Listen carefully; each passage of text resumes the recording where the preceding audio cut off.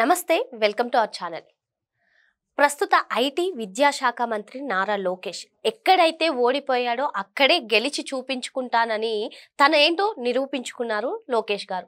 మరి అటువంటి మంగళగిరి నియోజక ప్రజలకు ఆయన ఏం చేస్తున్నారు, ఒక ఎమ్మెల్యేగా ఎటువంటి అభివృద్ధి కార్యక్రమాలు చేపడుతున్నారు అన్ని తెలుసుకునే ప్రయత్నం చేద్దాం. దీన్ని పూర్తిగా విశ్లేషించడానికి మనతో పాటుగా ఉన్నారు పొలిటికల్ అనలిస్ట్ రాహుల్ అయ్యర్ గారు. సార్ నమస్తే. సార్, నేను ఎక్కడైతే ఓడిపోయానో అక్కడే గెలిచి నిరూపించుకుంటాను అని చెప్పి తానేంటో నిరూపించుకున్నారు లోకేష్ గారు. మరి అటువంటి లోకేష్ గారు మంగళగిరి నియోజక ప్రజలకు ఏం చేస్తున్నారు, ఒక ఎమ్మెల్యేగా ఏం చేస్తున్నారు, విద్యాశాఖ మంత్రిగా ఐటీ శాఖ మంత్రిగా ఆయన ఏం చేస్తున్నారో మనం అంతా కూడా చూస్తూనే ఉన్నాం. మరి మంగళగిరి ప్రజలకు ఎటువంటి అభివృద్ధి కార్యక్రమాలు చేపడుతున్నారు? ఏవైతే ఆయన 2019లో మంగళగిరి నుంచి పోటీ చేయాలనుకున్నప్పుడు అక్కడ ఓడిపోతానని నేను అనుకోలేదు. ఎందుకంటే అక్కడ ప్రజలు ఎవరో ఆయనకు తెలియదు, అక్కడ వాళ్ళు ఎదుర్కొనే సమస్యలు ఏంటో ఆయనకు తెలియదు. తెలుసుకునే ప్రయత్నం చేశారు, తెలుసుకున్నారు, హామీలు ఇచ్చారు.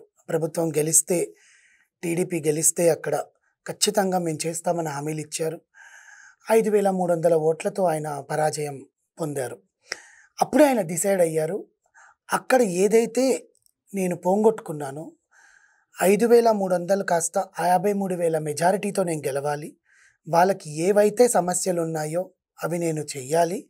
ఒకవేళ ప్రతిపక్ష పార్టీ వాళ్ళు చెప్పిన ప్రకారంగా, లేకపోతే చాలా విమర్శలు ఎదుర్కొన్నారు, ఆయన అక్కడ ఏం చేయలేడు, అక్కడ తప్ప ఇంకెక్కడ పోటీ చేయలేడు, ఆయన అక్కడే గెలవలేని అతను ఇంకో దగ్గర ఎక్కడ గెలుస్తారు, ఇలాంటివి చాలా మాటలు విన్నాం. నిజమైన రాజకీయ నాయకుడు ఏంటో చెప్పనమ్మా, మనుషుల గుండెల్ని గెలుచుకునేవాడే రాజు. రాజకీయ నాయకుడు అంటే ఏంటి? రాజేగా, మనల్ని పరిపాలిస్తున్నాడు కదా రాజు.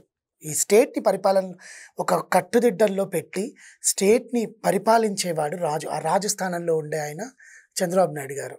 ఆయన బిడ్డగా ప్రిన్స్ లోకేష్ గారు యువరాజుగా, అసలు ఆ మంగళగిరి ఎమ్మెల్యేగా ఆయన ఏం చేశాడనే దానికి నిదర్శనాలు ఒక చిన్న మచ్చుకుతో స్టార్ట్ చేసి నిన్న ఇళ్ల పంపిణీ వరకు 15 రోజుల్లో 3000 ఇళ్ళు పట్టాలు వితౌట్ రిజిస్ట్రేషన్ ఫీజ్ డిక్లేర్ చేసి 2 ఏళ్ల తర్వాత మీరు మళ్ళీ ఆ ఇళ్ళను అమ్ముకునే ప్రయత్నం కూడా చేయొచ్చు అని హామీ ఇచ్చిన లోకేష్ బాబు గారి గురించి ఒక చిన్న మచ్చిక.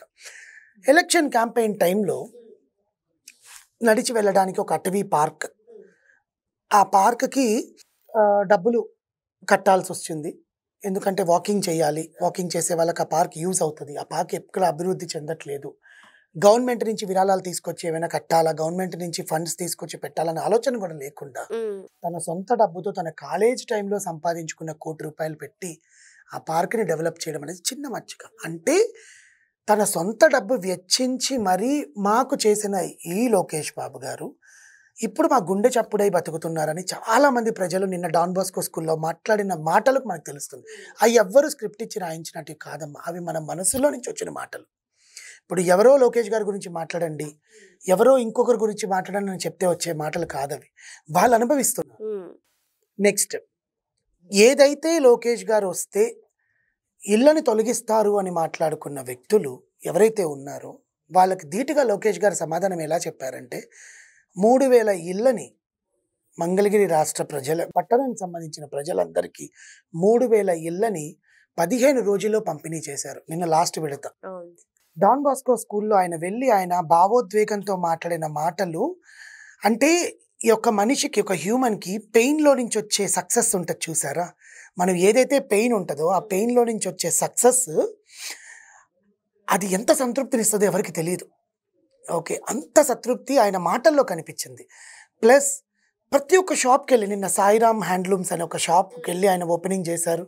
ప్లస్ ఉచిత మొబైల్ టాయిలెట్స్, మొబైల్ హాస్పిటల్స్, వైద్య బృందానికి సంబంధించి 100 పడకల హాస్పిటల్కి శంకుస్థాపన చేసి సంవత్సరం లోపల పూర్తి చేస్తాము, హై స్పెషాలిటీ టెక్నిక్స్ని యూజ్ చేసి ప్రజలందరికీ ఖచ్చితంగా ఇక్కడ వైద్యం పొందాలి అని నేను చెప్పారు.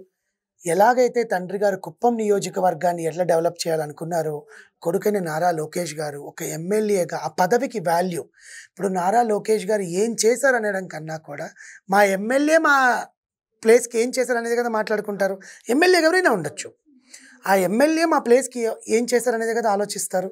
అలాంటిది ఆ ప్లేస్కి ఏం కావాలి? ముందు పేదలకి ఇళ్ల పట్టాలు లేవు, ఇళ్ల పట్టాలు ఇస్తామని చెప్పి ఏ ప్రభుత్వం అయితే ప్రతిసారి మాట ఇస్తుందో అది నెరవేర్చడానికి చాలా ఉంటాయి.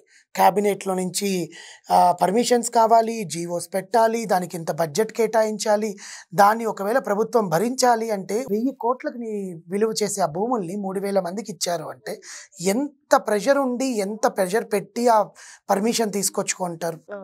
నేను ఇక్కడ ఎవరిని నేను గొప్ప అని చెప్పట్లేదు, గొప్పగా మారాలని ఎవరు చేయలే. వాళ్ళ ఆనందమే మనకు సంతృప్తి ఇస్తుంది అంటే అంతకన్నా ఏముంటుందని అనుకున్నారు కూటమి ప్రభుత్వం. అది పాత ప్రభుత్వంలో కోల్పోయింది. ఒకవేళ పాత ప్రభుత్వం అలా చేసి ఉంటే ఇప్పుడు ఆ పాత ప్రభుత్వమే ఉండేదేమో.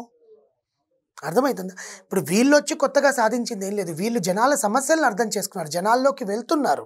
ఇప్పుడు నా దగ్గరికి వచ్చి రాహుల్ నీ సమస్య ఏంటి అని ఎవరైనా అడిగితే నా సమస్య ఇప్పుడు నా చుట్టుపక్కల వాళ్ళందరికీ నిరుద్యోగ సమస్య ఉందండి, గత 5 ఏళ్ల నుంచి మాకు గ్రూప్ 1లు గ్రూప్ 2లు గ్రూప్ 4లు పడలేదు, మాకు అవి కావాలి అని అడుగుతాం. మేము అవి తీసుకొస్తున్నారు కదా, జరిగిందిగా, సివిల్స్ ఎగ్జామ్స్ జరుగుతున్నాయి కదా. సో మేము అది అడుగుతాం జనరల్లీ. రాహుల్ మీ ఇంటి దగ్గర రహదారులకి సరిగ్గా రోడ్లు లేవు, మీకు మీ నియోజకవర్గం ఎమ్మెల్యే ఎవరైనా చేస్తున్నారని నన్ను అడిగితే లేదండి మాకు ఎవరికి చెప్పుకోవాలో తెలియట్లేదు, గుంటలు గుంటలుగా ఉన్నాయి, ప్రెగ్నెంట్ ఉమెన్స్ ఆటోలో వెళ్తుంటే చాలా ఇబ్బంది పడుతున్నారని మేము చెప్పినప్పుడు ఏదైతే ప్రభుత్వం ఇప్పుడు వచ్చిందో మాకు ఆ ప్రభుత్వం ఖచ్చితంగా మాకు రోడ్లను నిర్మించే ప్రయత్నం చేస్తుందా? సాఫీగా ప్రెగ్నెంట్ ఉమెన్ మొబైల్ హాస్పిటల్స్ అంటే ఏంటంటే ఆడవాళ్ళకి కానీ ఎవరైనా రోడ్డు మీద తీవ్రంగా గాయపడి యాక్సిడెంట్ అయ్యి స్కిడ్ అయ్యి పడిపోయినా ఏదైనా ఎమర్జెన్సీ కావాలన్నా మొబైల్ హాస్పిటల్స్ దగ్గరలో ఉండి వైద్యం ఫస్ట్ ఎయిడ్ ఒక్క ఫోన్ కాల్తో. These all utilising for the people. అది వాళ్ళు ఏదో కావాలని చేయాల్సిన అవసరం లేదు. దట్టు తన సొంత డబ్బు వెచ్చించి చేయాల్సిన ఏ రాజకీయ నాయకుడు అనుకోడు కదా. ఇప్పుడు ఆయన ఏదో గొప్పగా నేను పొగడట్లేదు, ఆయన చేసిన పనుల గురించి చెప్తున్నాను. దాన్ని ప్రజలే విశ్లేషంగా చెప్తారు. కళ్ళ ముందు కనపడతా ఉంది, కనపడకుండా మనం చేసే పనులు చాలా ఉంటాయి.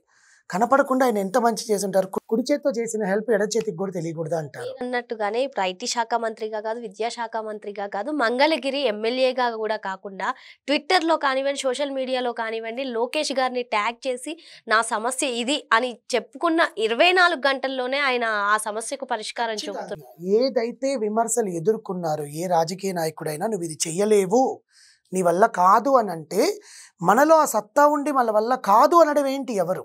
దట్ ఈజ్ వాట్ ఆ పెయిన్లోంచి సక్సెస్. మీకు మళ్ళీ గుర్తుపెట్టుకోండి, ఆ ఓటమిలో నుంచి వచ్చిన సక్సెస్ అంత సంతృప్తి ఇంకెక్కడ ఉండదు. అలాంటి సంతృప్తిని వాళ్ళు ప్రతి ఒక్క రాజకీయ నాయకుడు ఎవరైనా అండి. బికాజ్ ఏ ప్రజలైతే నెత్తిని పెట్టుకుంటారో ఆ ప్రజల్ని మనం కాపాడాలి. వాళ్ళు వేసిన ఓట్లతోనే కదా, ఇప్పుడు నేను వేసిన ఓటుతోనే కదా, నా ఓటు కూడా ఇంపార్టెంటేగా, ఒక్క ఓటు కూడా ఇంపార్టెంటేగా. అలాంటిది 91,000 మెజారిటీతో ఆయన గెలిచారు. అదే మంగళగిరిలో ఓటమి పాలైన లోకేష్ గారు, దాన్ని ఆయన నిలబెట్టుకోవాలి కదా. కృతజ్ఞత, గ్రాటిట్యూడ్ అంటారు చూసి, ఒక రకంగా ఆ గ్రాటిట్యూడ్ని ఆయన నిలబెట్టుకుంటున్నారు. ఇప్పుడు ఆయన ఇంకా ఏం చెప్పారంటే విద్యుత్ శాఖకు సంబంధించింది, వైద్యానికి ఎట్లాగో చేస్తున్నారు, రహదారులను పునరుద్ధరించడానికి పీపీడే మోడ్లో ఒక పెద్ద 4 లైన్ రోడ్డుని నియమిస్తున్నారు యాక్చువల్గా. ప్లస్ మంగళగిరిలో ఎప్పుడైతే టెంపుల్ దేవాదాయ శాఖ సంబంధించినవన్నీ కూడా మేము పునరుద్ధరిస్తాము, కుల మత భేద తేడాలు ఏమీ లేకుండా ఏదైతే నేను హామీలు ఇచ్చానో హామీ ఇచ్చిన ప్రకారం నేను చేశాను. ఎందుకంటే అంత ఈజీ కాదండి. చాలామంది ఇప్పుడు ఎవరైనా గవర్నమెంట్లోకి వచ్చాక జనరల్గా ముందు గవర్నమెంట్ ఏం చేసిందో తెలుసుకోవడానికే సగం టైం పడుతుంది. ఎందుకంటే అవి డైరెక్ట్గా మనం లైవ్లో చూసినా కూడా మనం పేపర్ మీదకి వచ్చి ఏమేమి పోయాయి, ఈ స్టేజ్లో ఏం లేదు, ఈ ప్లేస్లో ఏమి హామీ ఇచ్చారు, ఈ ప్లేస్లో ఈ ప్రజలు ఆ నివేదికలని తెచ్చుకోవడానికి తారుమారైపోయి ఉంటాయి. అవన్నీ తీసుకొచ్చి ఒక దగ్గర పెట్టడానికే చాలా టైం పడుతుంది. అలాంటిది పెట్టాక ఓకే ఈ సమస్య మనం ముందు పరిష్కరించాలి. ముందు ఎక్కడి నుంచి మొదలు పెట్టాలి? స్టార్టింగ్ పాయింట్ ఉండాలి కదా. ఆయన ఎన్నుకున్న స్టార్టింగ్ పాయింట్ ఏంటి? అటవీ పార్క్. తర్వాత ఎన్నుకున్నది ఏంటి? పిల్లలకి ముందు వాళ్ళకంటూ ఒక స్థిరత్వం ఉండాలి, ఉండడానికి వాళ్ళకి ఒక గూడు ఉండాలి.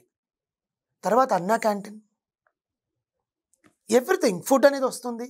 నెక్స్ట్ వైద్యం, మనకు ఒళ్ళు బాగాలేకపోతే ఎక్కడ చూపించుకోవాలి? రాబోయేది ఎండాకాలం, నీడ లేకుండా బతికే వాళ్ళకి నీడను ఒకటి నిర్యాలని ఆలోచించుకున్నారు చూడండి. అది ఇంకా మంచి పని. ప్రభుత్వం నుంచి ఇల్లు వస్తున్నాయి అంటే ఎంత సంతోషిస్తారు. సొంత ఇల్లు కట్టుకోవాలని ఎంతమందికి కళ ఉంటుంది? వాళ్ళకుంటే 10,000 రూపాయలను 20,000 రూపాయలను గుడిసేసుకొని బతుకుతారు. అలాంటిది గవర్నమెంట్ నుంచి ఒక పట్టా భూమి వాళ్ళ అర్హతకి సంబంధించి గవర్నమెంట్ గుర్తించి ఇస్తోందంటే అంతకన్నా ఆనందం ఏ ప్రజలకు ఉంటుంది చెప్పండి? ఆ ఆనందంలో డోలాస్చాం ఫీల్ అయ్యారు. అంటే మన మనసులో నుంచి వచ్చే మాట మన కళల్లో తెలిసిపోతుంది. అది నిన్న నారా లోకేష్ గారి కళల్లో చూసాం. ఇక్కడ గొప్ప నాయకుడు చాలా గొప్ప పనులు చేస్తాడని చెప్పేకున్నా మంచి నాయకుడు, మంచి పనులు, జనాల మనసును అర్థం చేసుకునే నాయకుడు అనొచ్చు నారా లోకేష్ గారిని. మరి మొత్తానికి నారా లోకేష్ గారు ఐటీ శాఖ మంత్రిగా, విద్యాశాఖ మంత్రిగా, ఎమ్మెల్యేగానే కాకుండా రాష్ట్ర ప్రజలందరికీ కూడా ప్రజా సమస్యలను తెలుసుకుని మరి వాటిని పరిష్కరిస్తున్నారని చెప్పి సార్ చెప్తున్నారు. Thank you sir.